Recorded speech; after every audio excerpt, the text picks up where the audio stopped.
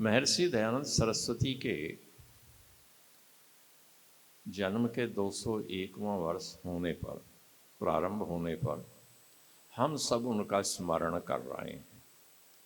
और स्मरण करने का कारण है कि महर्षि दयानंद के द्वारा किए गए कार्य, यदि किसी व्यक्ति के द्वारा किए गए कार्य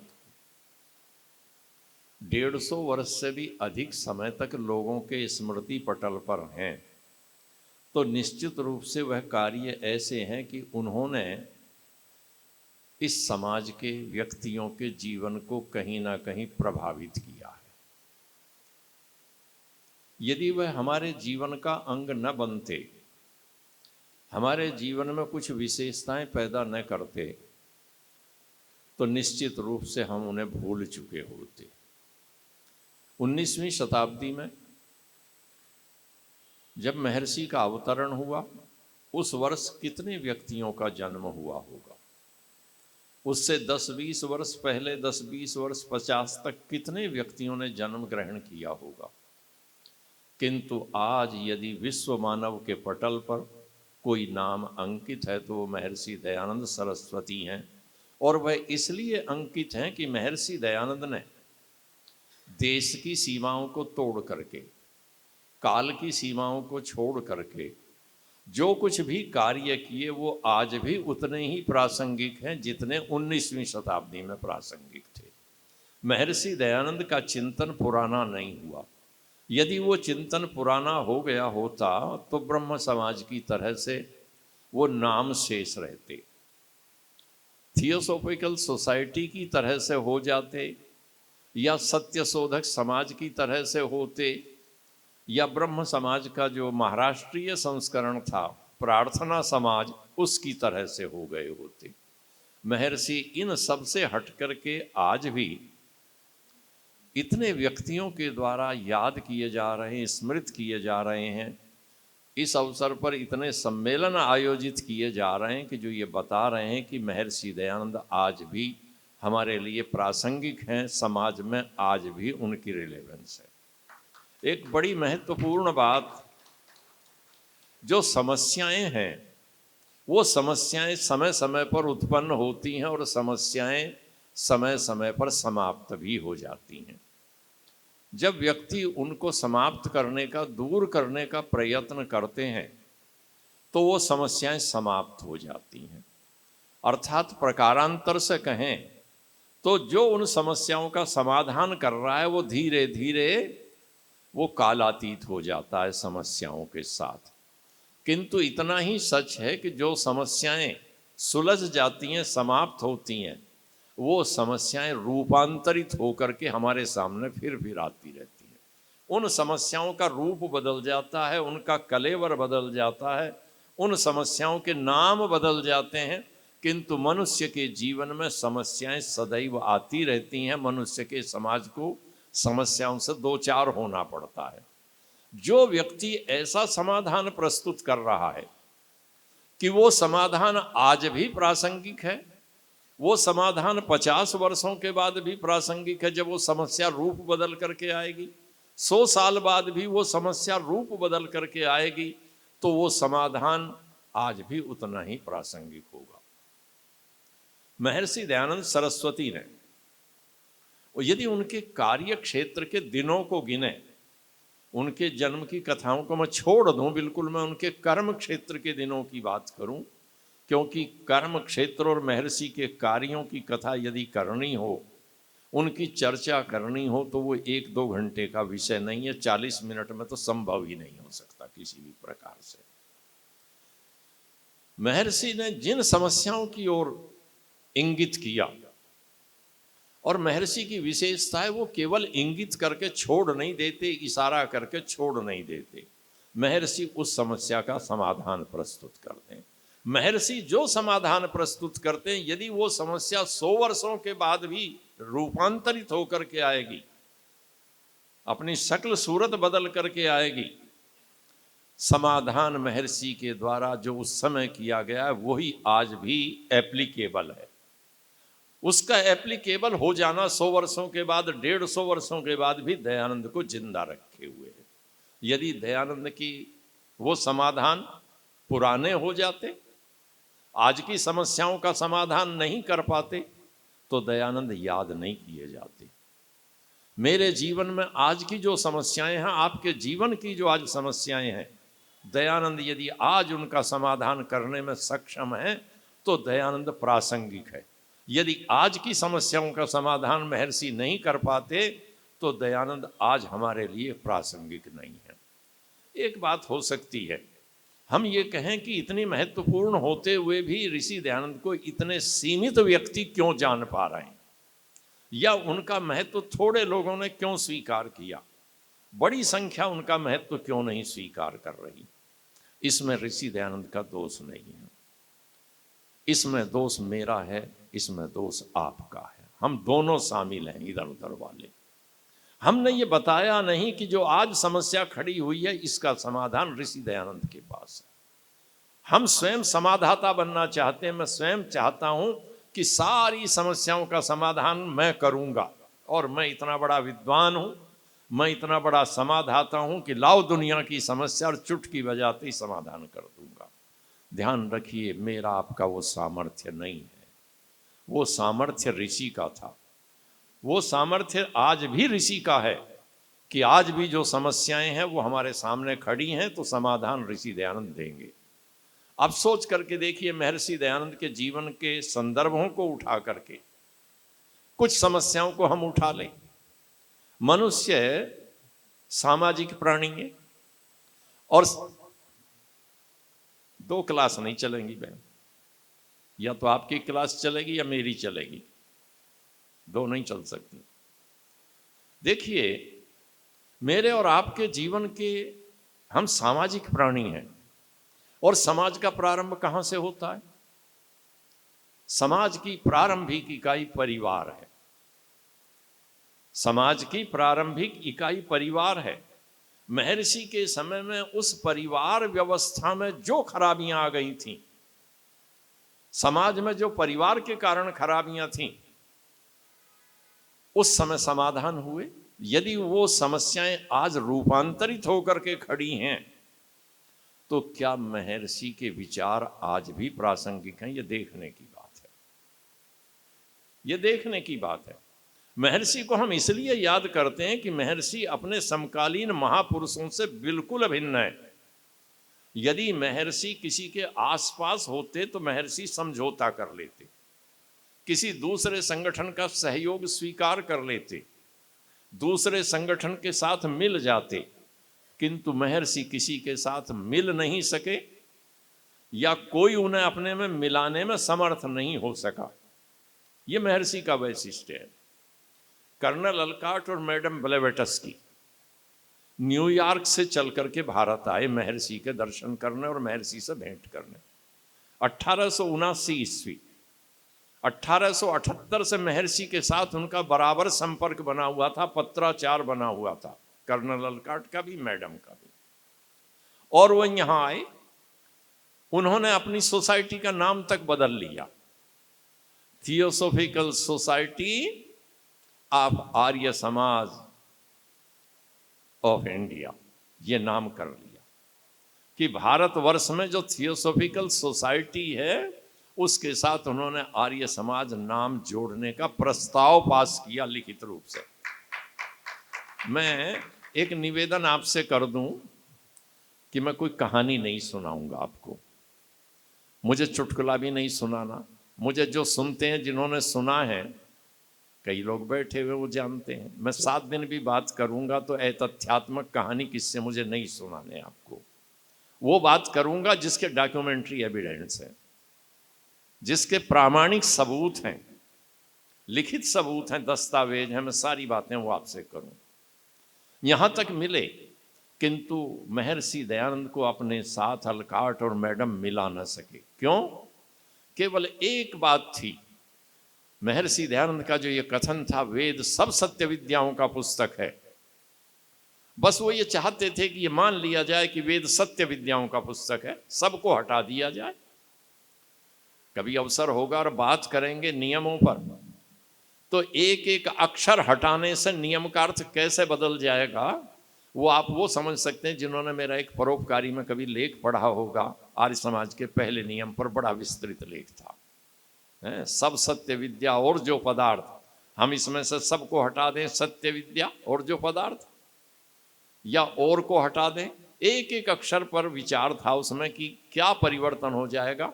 उसको हम दार्शनिक दृष्टि से कहते हैं पदकृत्य। किसी सूत्र में से एक अक्षर को हटा दीजिए, क्या अर्थ बना। महर्षि ने स्वीकार नहीं किया। मैडम चमत्कार दिखाती थी। जब वेद को सत्य विद्याएं स्वीकार कर लें तो चमत्कार को स्थान नहीं था।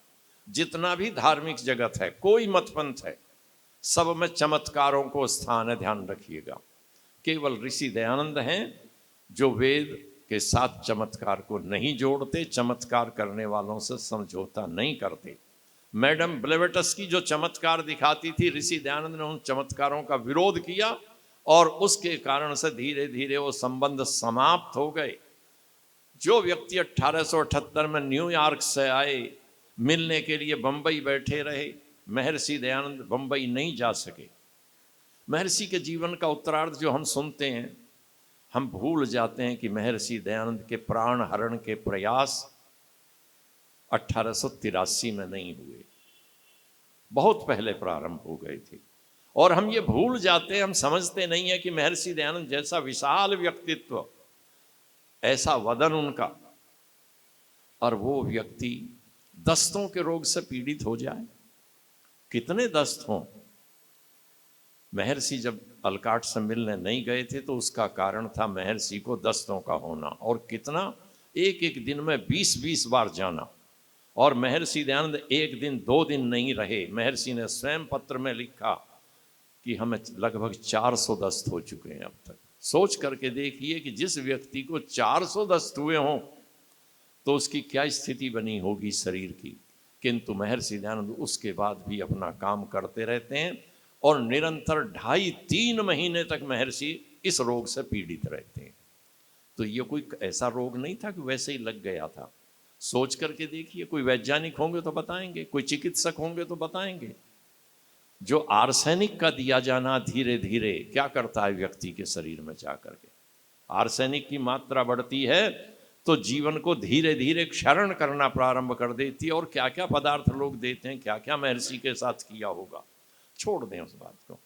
महर्षि उनसे प्रभावित नहीं हो सके। महर्षि दयानंद के समाधान कैसे कैसे और दूसरे महापुरुषों में अंतर क्या था। महर्षि के समकालीन महापुरुषों में राजा राममोहन राय, वो जब महर्षि कर्म क्षेत्र में आए तो वो विदेश चले गए थे और वहां उनका देहांत हो गया। बाद में ब्रह्म समाज का नेतृत्व बचा देवेंद्रनाथ टैगोर के पास, जो रविंद्रनाथ टैगोर के पिता हैं। ईश्वर चंद्र विद्यासागर बड़े प्रमुख व्यक्ति हैं बंगाल के, महर्षि के समकालीन हैं, बड़ा यश। नवीन चंद्र राय महत्वपूर्ण व्यक्ति हैं। ये सारे के सारे लोग विधवा विवाह के समर्थक हैं। देवेंद्रनाथ टैगोर भाषण देते हैं तो वकालत करते हैं विधवा का विवाह होना चाहिए। सती प्रथा बंद हो चुकी थी, कानून बन गया था, वो बंद हुई या नहीं हुई पर कानून बन चुका था। ईश्वर चंद्र विद्यासागर जीवन भर विधवा विवाह के समर्थक रहे। किंतु कई बार ऐसी विषम परिस्थितियां होती हैं कि व्यक्ति तरह तरह से उनकी व्याख्या करता है। हमारे पौराणिक मित्र तो कह देते हैं कि तम भ्रंशयामि संपद्भ्यो यस्य चेच्छाम्य अनुग्रहम्। भगवान जिस पर कृपा करते हैं तो उससे पहले परीक्षा करते हैं। हम इस सिद्धांत को स्वीकार नहीं करते कि परमेश्वर किसी की परीक्षा करता है। हम ये मानते हैं कि हमारे कर्म के अनुसार उसकी जो फल व्यवस्था है उससे हमें फल प्राप्त होता है। पर बड़ा अजीब संयोग, देवेंद्रनाथ टैगोर के साथ एक मुसीबत आ गई। उनका पौत्र था बलेंद्रनाथ। बलेंद्रनाथ का कोई बच्चा नहीं था, थोड़े दिन पहले शादी हुई थी और बलेंद्रनाथ की मृत्यु हो गई। अब जब बलेंद्रनाथ की मृत्यु हो गई तो सोचिए कितना बड़ा प्रश्न देवेंद्रनाथ टैगोर के सामने खड़ा है, जो सारी जिंदगी कहता है विधवा का विवाह होना चाहिए। किंतु देवेंद्रनाथ टैगोर ने बलेंद्रनाथ की पत्नी को उसके माता पिता जब अपने घर ले गए तो उनके घर भेज दिया और उसके पुनर्विवाह की कोई चर्चा नहीं की, कोई प्रयत्न नहीं किए। 1899 में बलेंद्रनाथ की मृत्यु हुई। 1901 तक वो सुशीला प्रयागराज में रही, इलाहाबाद में रही अपने माता पिता के पास। और जब माता पिता के घर कोई जवान बेटी बैठी हो, विवाह के योग्य हो, और विधवा हो जाए तो माता पिता क्या प्रयत्न करेंगे, क्या सोचेंगे? कहीं ना कहीं व्यवस्था कर दें। सुशीला के माता पिता जब उसके पुनर्विवाह का प्रयत्न कर रहे थे, कहीं व्यवस्था करना चाहते थे। देवेंद्रनाथ टैगोर को जब पता लगा तो उनका जो आभिजात्यवाद था, हम तो बड़े कुल के व्यक्ति हैं, हम तो उच्च वर्ण के व्यक्ति हैं, हमारे घर की बहू भला दूसरे के घर में कैसे जा सकती है? पता नहीं क्या क्या विचार हुए होंगे उस आभिजात्यवाद के जागने से। देवेंद्रनाथ टैगोर ने अपने बड़े बेटे को कहा, द्विजेंद्रनाथ को, कि द्विजेंद्रनाथ प्रयाग जाओ और सुशीला को लेकर के आओ, हम यहीं रखेंगे अपने घर में। द्विजेंद्रनाथ ने कहा, पिताजी आप इतने दिन से विधवा विवाह की वकालत करते थे, मैं तो विधवा विवाह का समर्थक हो गया, वो कर रहे हैं तो करने दो, मैं नहीं लाऊंगा। बेटे ने मना कर दिया। दूसरा बेटा ज्योतिन्द्रनाथ, देवेंद्रनाथ ने कहा कि ज्योतिन्द्र जाओ और सुशीला को लेकर आओ। ज्योतिन्द्रनाथ ने कहा कि मेरे सिद्धांत के विपरीत है, उसको यहां लेकर के आना, मैं तो विधवा विवाह का समर्थक हूं, होने दीजिए। देवेंद्रनाथ टैगोर को फिर भी आंख नहीं खुली कि वो बैठ जाते और करने देते। अपने एक और बेटे को, उन्हें लगा ये दो बड़े बड़े तो मना कर चुके, बीच वाले छोड़े और सबसे पीछे वाले को पकड़ लिया, रविंद्रनाथ को। और रविंद्रनाथ टैगोर बालक नहीं थे 1901 में, 20-21 साल के रहे होंगे, 22 साल के, क्योंकि जब वो महर्षि को मिले थे, देखा था, तब भी 9-10 वर्ष के थे। तो कम से कम 21-22 वर्ष के थे, इससे ज्यादा हो सकते हैं 1-2 वर्ष। रविंद्रनाथ टैगोर ने तो बस बाप का कहा आदेश सुना कि जाओ सुशीला को लेने, और प्रयागराज चले गए और सुशीला को ले आए और ला करके कलकत्ता के उसी घर में रख दिया। कैद करना तो मैं नहीं कहूंगा, क्योंकि जीवनीकार नहीं लिखते कैद करना, पर ला के उसी घर में रख दिया। और उसका परिणाम क्या हुआ? थोड़े दिनों के बाद सुशीला ने आत्महत्या कर ली।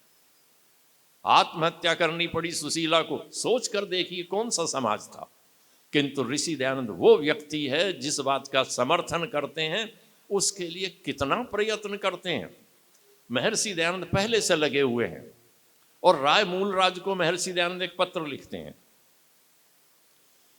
कि इस देश में जो विधवाओं की स्थिति है वो बड़ी शोचनीय है, इसलिए एक कानून बनना चाहिए जिसमें उनके अधिकारों का निर्धारण हो विधवा के। यदि विधवा के कोई संतान हो तो उसके अधिकारों का निर्धारण हो, और या कोई विधवा हो गई है उसके बाद किसी बच्चे का जन्म हो तो उसके दाय भाग का भी निश्चय होना चाहिए। राय मूलराज ने वो काम नहीं किया। एक नीति होती है धीरे धीरे लिंगारोहण करते चले जाने की, राय मूलराज करते चले गए। ऋषि दयानंद ने स्वयं एक मसविदा तैयार किया, और तैयार करने के बाद दूसरे लोगों से सलाह मशवरा किया होगा, क्योंकि इसमें धाराएं उपधाराएं, किसका दाय भाग क्या होगा, सब किया। राय मूलराज को भेजा कि हमने ये मसविदा तैयार किया है। राय मूलराज ने कहा वो तो सरकार ने एक वो बना रखा है, ये कर रखा है, खैर जो भी रही। किंतु महर्षि दयानंद प्रयत्नशील थे। अब ये समस्या आप कहेंगे विधवा विवाह तो खूब हो रहे हैं धड़ल्ले से, ब्राह्मणों में भी होता है, शूद्र हर जाति में हो रहे हैं। किंतु आप ध्यान रखिएगा एक और समस्या, वो विधवा विवाह की समस्या बदल करके हमारे समाज में निस्संतानता के रूप में मौजूद है। और महर्षि दयानंद यद्यपि अपने समय के हिसाब से नियोग का समर्थन करते थे, आज बड़ी आलोचना होती है, किंतु जरा जो आज नियोग की आलोचना करने वाले व्यक्ति हैं, जब आप उनसे ये पूछ लें ये सरोगेसी की क्या मामला है, सरोगेसी समझा दो हमें, क्या हमें आईवीएफ से जो होने वाली संतान है जरा वो समझा दीजिए ये क्या है। क्या ये नियोग वाला मसला, विधवा की समस्या वाला मसला हमारे समाज के सामने रूपांतरित होकर के नहीं खड़ा है? और जब रूपांतरित होकर खड़ा है तो क्या आज ये प्रश्न सामने नहीं है कि दाय में कैसे किसका अधिकार बनेगा? थोड़ी देर के लिए सोचिए, आईवीएफ तकनीक से कै का जन्म हुआ, कै किसकी संपत्ति का मालिक बनेगा, किसकी संपत्ति का मालिक बनेगा? डोनर का की संपत्ति का मालिक बनेगा, या उसकी मां जो है वो जिससे विवाहित हुई थी उसकी संपत्ति का मालिक बनेगा? आज तो कानून ने थोड़ा सा मान लिया, कोर्ट ने मान लिया कि डोनर की संपत्ति में हिस्सा नहीं मिलेगा उसे, इसलिए कर दिया गया कि डोनर का नाम नहीं बताया जाएगा, डोनर का नाम नहीं बताया जाता। सोच कर तो देखिए, ये सारे समाधान ऋषि दयानंद तो उस समय निकाल रहे थे। विधवा के दाय भाग की जब चिंता कर रहे हैं, कैसे कैसे दाय होगा उनकी संतान का, और ऋषि दयानंद इतनी चिंता नहीं करते, और भी चिंताएं करते हैं। हमारे जीवन का एक पक्ष देखिए, पहले तो दुनिया के इतिहास का कोई धर्माचार्य नहीं है जो इस विषय में चिंतन करता हो। कोई धर्माचार्य दुनिया का नहीं है, ऋषि दयानंद अकेले हैं। कोई धर्माचार्य सोचिए कि मुझे भूख लगेगी तो मुझे रोटी कहां से मिलेगी, मेरी रोटी की व्यवस्था कौन सोचता है? या आज मैं यदि कमाने में असक्त हो गया, नौकरी करता हुआ मैं किसी कारण से रिटायर हो गया, तो कल को मेरी रोटी की व्यवस्था होनी चाहिए या नहीं होनी चाहिए? एक व्यक्ति ने 10 वर्ष 20 वर्ष हमारे यहाँ काम किया, उसके बाद में उसके भोजन की चिंता कौन करे? ऋषि दयानंद चिंता करते हैं। महर्षि दयानंद के समकालीन हैं कार्ल मार्क्स, बिल्कुल समकालीन है। उनका जीवन भी महर्षि दयानंद के थोड़े दिन बाद ही समाप्त हो गया था, बहुत लंबा नहीं रहा। जन्म भी 2-4 वर्ष पहले हुआ था, मृत्यु 10 वर्ष बाद हो गई 1893 में। सारी दुनिया में जो रोजी रोटी की बात करने वाले, शारीरिक श्रम की बात करने वाले व्यक्ति हैं, उन सबका मसीहा कार्ल मार्क्स है। किंतु कार्ल मार्क्स वहां तक चिंतन नहीं करता सर्वहारा वर्ग का, जहां तक ऋषि दयानंद चिंतन करते हैं। और ऋषि दयानंद कितना चिंतन करते हैं देखिए, सोच कर देखें। महर्षि दयानंद महाराजा सज्जन सिंह को एक पत्र लिखते हैं, और पत्र लिखते हुए महर्षि दयानंद ये बताते हैं कि जो सेवा से निवृत्त हो जाएं उनकी क्या स्थिति होनी चाहिए। महर्षि दयानंद लिखते हैं कि जो 30 वर्ष की राजकीय सेवा कर ले, निर्दुष्ट शब्द है, और निर्दुष्ट शब्द का अर्थ क्या है कि सर्विस बुक में एक भी एडवर्स एंट्री ना हो। यदि एडवर्स एंट्री हो गई तो सेवा निर्दुष्ट नहीं रही। पर्सनल फाइल में कोई शोकोज नोटिस लग गया तो निर्दुष्ट नहीं रही। तो फिर तो बात ये होने लगती है, इसको क्या पनिशमेंट मिले, क्या स्थितियां बने। महर्षि दयानंद कहते हैं कि यदि कोई 30 वर्ष की निर्दुष्ट सेवा करे तो उसके निर्वाह के लिए वेतन का 50% उसको आजीवन मिलना चाहिए, 50% पेंशन। अब ये सोचिए, धर्माचार्य से क्या लेना देना, सन्यासी को पेंशन से क्या लेना देना। किंतु ऋषि दयानंद चिंता करते हैं मानव की, और मानव की चिंता करते हैं तो उसके बुढ़ापे में रोटी की भी चिंता उसका हिस्सा है। और यदि कोई विधवा हो जाए तो महर्षि दयानंद कहते हैं कि उसकी विधवा को जब तक उसकी संतान बालिग हो तब तक पूरा निर्वाह भत्ता मिले, वही 50%। और जब संतान बालिग हो जाए तो उसकी एक संतान को नौकरी मिले, और उसके बाद फैमिली पेंशन का नियम लागू हो। अब आज सोचिए, हम अपनी स्टेट को क्या कहते हैं? हमारा राज्य क्या है? वेलफेयर स्टेट, कल्याणकारी राज्य। हमारे प्रधानमंत्री से लेकर के हर राज्य का मुख्यमंत्री तक कहता है कि हम कल्याणकारी राज्य हैं, कल्याणकारी योजनाएं बना रहे हैं। किंतु एक नियम चला आ रहा है कि यदि किसी की मृत्यु हो जाए तो उसकी पत्नी को पूरी पेंशन कब तक मिलती है? 7 साल तक, या 65 साल की उम्र होने तक। किसी कोई 60 में रिटायर हो रहा था और रिटायर होते ही बाद में मर गया, तो कब तक पूरी पेंशन है? 5 साल। क्यों? लिखा हुआ है बड़ा स्पष्ट, 7 साल या 65 साल, विच एवर इज अर्लियर, जो पहला हो जाएंगे। बच्चे कितने ही हो, बालिग हो ना हो, नौकरी लगने लायक है नहीं है, कोई पढ़ रहा है। महर्षि कहते हैं कि जब तक उसके बच्चे बालिग हों तब तक उसको पूरा निर्वाह भत्ता मिले, और बच्चे को नौकरी मिलने के बाद यदि उसे 5 रुपए निर्वाह भत्ता मिलता है तो उसमें कटौती ना की जाए। अर्थात मिनिमम पेंशन कम से कम 30-35 हजार रुपए मिनिमम पेंशन होनी चाहिए, ऋषि दयानंद मानते हैं। आज के 30-35 हजार। अब सोचकर देखिए ये कितना बड़ा चिंतन है ऋषि का। वो तो साधु हैं, धर्माचार्य हैं, वेद का भाष्य करते हैं, उपदेश करते हैं, शास्त्रार्थ करते हैं, किंतु राजा को ये भी उपदेश कर रहे हैं कि अपने कर्मचारियों का हित चिंतन ऐसे करना। और वेतन कितना देना किसको?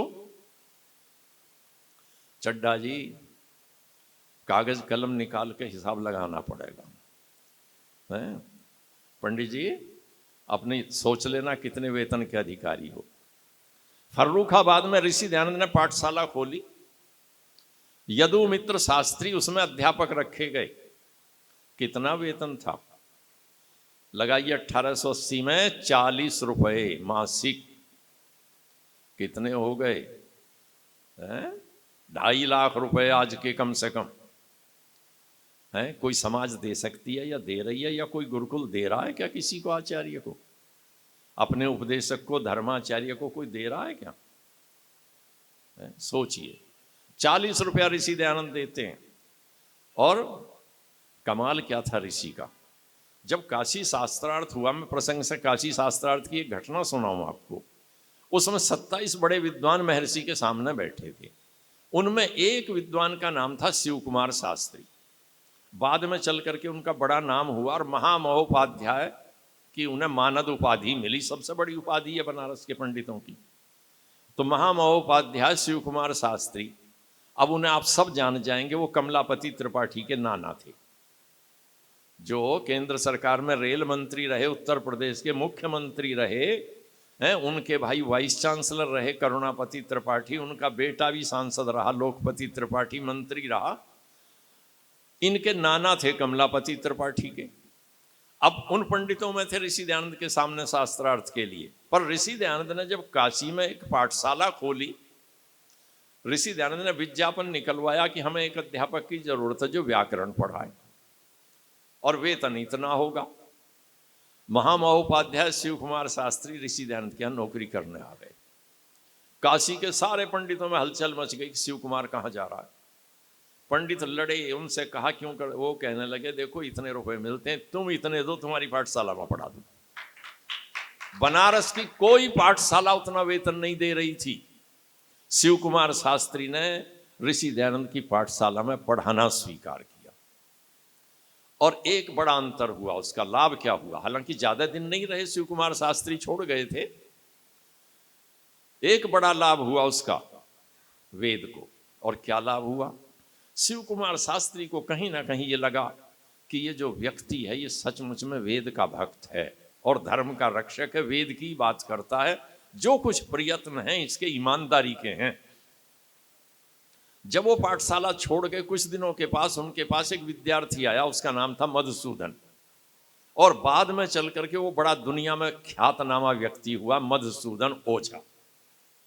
हमारे समाज के तो सदस्य कभी नहीं हुए थे, तो थोड़े बहुत पौराणिक, पर वो सारी जिंदगी उस आदमी ने वेद का काम किया या ब्राह्मण ग्रंथों पर काम किया। बड़ा पंडित है मधुसूदन ओझा।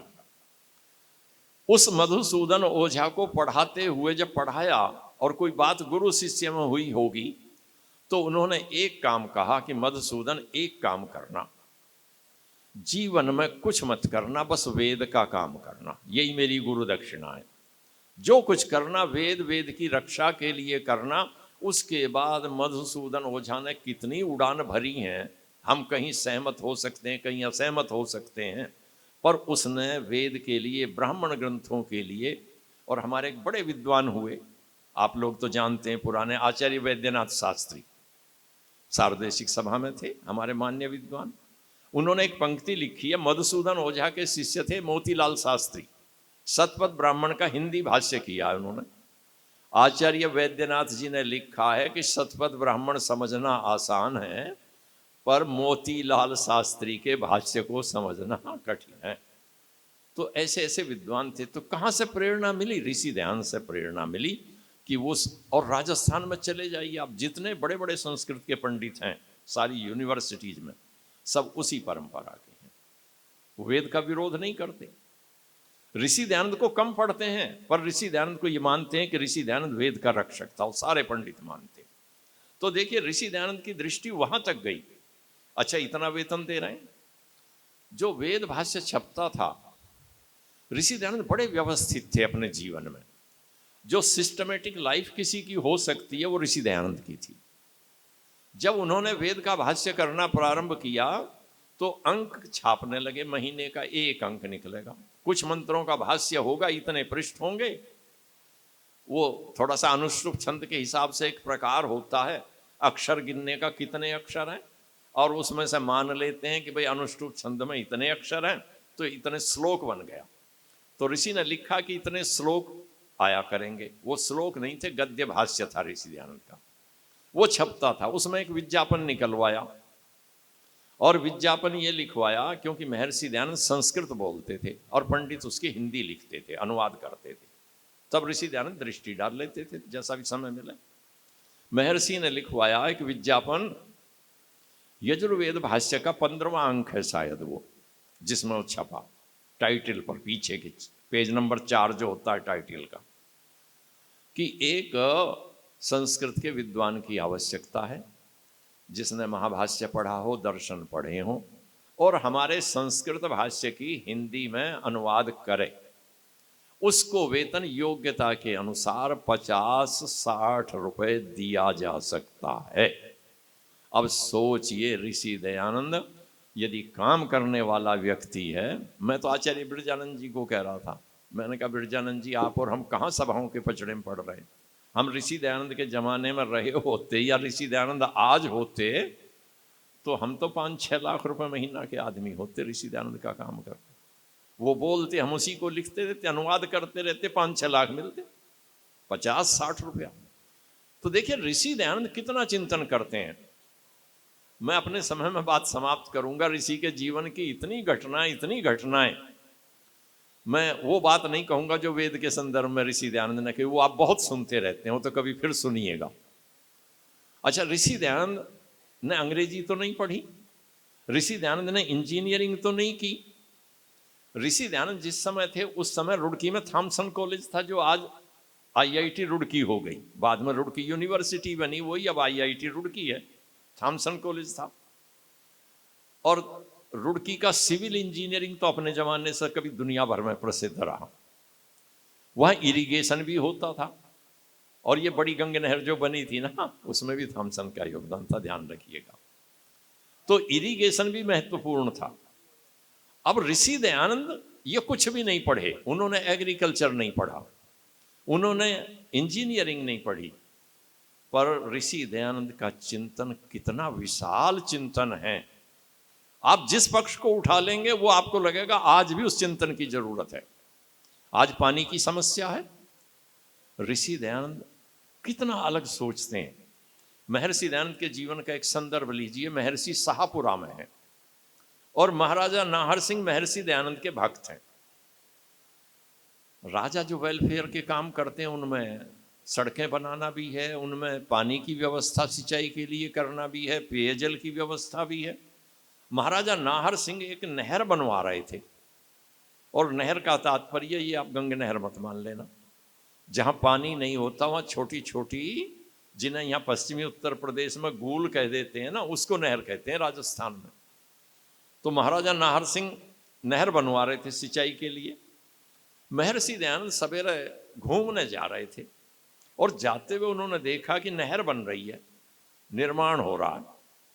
तो महर्षि दयानंद ने उसके निर्माण पर दृष्टि डाली और आकर के घूम कर आए, और एक पत्र लिखवाया कि महाराजा को एक संदेश भेजो कि दोपहर बाद हमसे आकर के मिले, उसके संदर्भ में नहर के विषय में चर्चा करनी है। विषय भी लिखा। महाराजा नाहर सिंह महर्षि के भक्त थे, आ गए 3 बजे, आकर बैठे। महर्षि ने कहा कि आप जो ये नहर बनवा रहे हैं इसका निर्माण बड़ा त्रुटिपूर्ण है, आपका ये त्रुटिपूर्ण है, इसे ठीक कराइए। अब राजा को तो ध्यान नहीं था, और महर्षि ने जो त्रुटि बताई, मैं उसका समर्थन इसलिए करूं बड़ी बात से कि योजना आयोग के एक सदस्य एक बार PhD का वाइवा लेना हमारे कॉलेज में आए। अब ओपन वाइवोसी होता है, उसमें दूसरे प्रोफेसर भी बैठते हैं। वो एग्रीकल्चर इकोनॉमिक्स में PhD थी, और जो PhD कर रहे थे वो हमारे ही विद्यार्थी रहे थे कभी कॉलेज के, और हरियाणा में 12-14 साल 13 साल से नौकरी कर रहे थे। उनका विषय था माइनर इरिगेशन, लघु सिंचाई। जो योजना आयोग के सदस्य थे उन्होंने एक प्रश्न पूछा। उन्होंने कहा, बहुत देर बाद पूछा, आधा घंटा हो गया। उन्होंने कहा अच्छा एक बात बताओ, जो पानी आपने नहर से लिया कितने क्यूसेक पानी लिया, और आपके खेत तक जाते जाते वो पानी कितने क्यूसेक रह गया। कितने क्यूसेक पानी बर्बाद हुआ, निकल गया, उसमें से इरोजन हो गया। अब बड़ा गंभीर प्रश्न है, ध्यान नहीं जाता किसी का। देखिए हमारे साथी प्रोफेसर थे, अभी उनका निधन हुआ है 10-15 दिन पहले ही, उनका भी ध्यान नहीं गया उस बात पर। कैंडिडेट का तो जाना क्या था, जब बहुत देर हो गई उत्तर नहीं सूझ रहा था तो उस कैंडिडेट को ये कहना पड़ा, सर मैंने इस पर विचार नहीं किया। मुझे उस दिन लगा कि देखो ऋषि दयानंद क्या सोच रहे थे, और उस दिन वो बात वहां भी उठी और वो ऋषि दयानंद ने भी उठाई है इतने साल पहले। बात क्या थी, जो नहर बन रही थी उसकी जो तली थी वो जितनी चौड़ी थी ऊपर से उतनी चौड़ी थी, अर्थात पानी जो पृथ्वी पर चलेगा वो ज्यादा फैल करके चलेगा, और ज्यादा फैल करके पानी चलेगा तो धीरे धीरे जमीन में इरोजन होगा। जमीन तो पानी पिएगी, नीचे जाएगा तो खेत तक तो कम पहुंचा, यहां से 10 क्यूसेक चला तो खेत तक तो 5 पहुंचा। तो इसलिए उसका अच्छा उपाय है कि उसका जो भाग है वो ऐसा हो जाए। तो महर्षि दयानंद ने राजा को कहा कि इसको नीचे से एक कराइए, मान लिया 1 फीट चौड़ी नीचे रहे तो ऊपर इसको कम से कम 1.5 गुना चौड़ा कराइए और नीचे से छोटा कराइए, ताकि पानी अधिक से अधिक खेत तक पहुंचेगा। अब सोच करके देखिए, राजा के यहाँ नहर बन रही है तो कोई इंजीनियर नहीं था क्या? था इंजीनियर, इंजीनियर था, मैं नाम भी जानता हूं इंजीनियर का, लिखा हुआ है कौन इंजीनियर था, और रुड़की का ही इंजीनियर था, ध्यान रखिए। किंतु उसके मस्तिष्क में वो बात नहीं कौंधी जो ऋषि दयानंद के एक दृष्टि डालते आ गई। तो ऋषि दयानंद का ऋषित्व है ये, वो उस चीज को देखते हैं कि जिसकी हम कल्पना नहीं करते। हमारे जीवन के और जितने पहलू हैं, कभी आप सुनेंगे तो बात करेंगे, आज समय हो गया है तो आधा मिनट है, और ये भव्य आयोजन आपका हुआ है, अच्छे श्रोता मिले तो धन्यवाद। तो मैं रैली जी को बाद में दूं, पहले मैं चड्ढा जी को दूंगा और आप चड्ढा जी को धन्यवाद दीजिएगा। चड्ढा जी ने 10 बार 20 बार पता नहीं कितने बार टेलीफोन, जब बात होती है कि समय दे दो दिल्ली के लिए, कभी ऑनलाइन की बात करते थे, मैंने ये कह के पीछा छुड़ाया कि मैं ऑनलाइन बोलता नहीं, चड्ढा जी ऐसा है जो है। और अब भी चड्ढा जी ने कल तक भी पूछते रहे कहाँ पहुँचे कहाँ आए हैं। तो चड्ढा जी का मेरे प्रति जो स्नेह भाव है, वो आदर रखते हैं, तो वो भी मेरे यहाँ आने में एक बड़े निमित्त बने हैं। विनय जी तो अपना कहते ही रहते हैं जो होती है, पर चड्ढा जी भी का भी बड़ा रोल है मेरे यहाँ आने में, और आपसे बात करने का अवसर हुआ। रैली जी से बड़े दिनों के बाद मुलाकात हुई है, दूसरी समाज में मिलते रहे। तो जो आपने सुना आप बड़ी गंभीरता से विचार कीजिएगा। ऋषि दयानंद कोरा धर्माचार्य नहीं है, ऋषि दयानंद हमारे जीवन के हर पहलू को छूता है। हमारी व्यक्तिगत जितनी समस्याएं हो सकती हैं उनके समाधान ऋषि दयानंद के ग्रंथों में हैं। आप उठाएं, पढ़ें, आप जानने का प्रयत्न करें, और यदि हम पूरी दुनिया को ये बताएं कि ऋषि दयानंद वो मानव है जो मानव नहीं है, अति मानव है, सुपरमैन है। हम ईश्वर नहीं बनाएंगे दयानंद को, है तो मनुष्य, पर वो महामानव है, अति मानव है, सुपरमैन है। और आप पढ़ेंगे तो आपको अपने जीवन की समस्याओं का समाधान मिलेगा, और कहीं दयानंद को छिप कर पढ़ने की जरूरत नहीं है। दुनिया में सबको पढ़िएगा, बाद में दयानंद को साथ पढ़ लीजिएगा, आप दयानंद के हो जाएंगे। जब तक उसे नहीं पढ़ रहे तब तक हम उससे बचे हुए हैं, जरूरत दयानंद को पढ़वाने की है। आपका बहुत बहुत धन्यवाद।